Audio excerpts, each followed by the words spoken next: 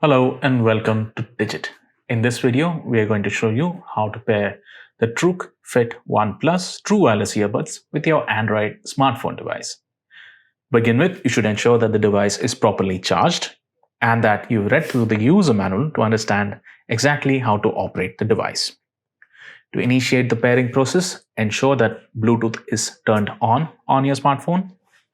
Next, open up the case and pull one or both earbuds out. This will initiate the pairing process. Next, on your smartphone, open up the Bluetooth settings panel and refresh the available devices. You can see that the Truke Fit One Plus has appeared in the list of available devices. Tap on the name. Your phone will now give you a confirmation prompt. Tap on pair. And you can now see that the Truke Fit One Plus is now currently marked as active, connected, and is using the SBC Codec.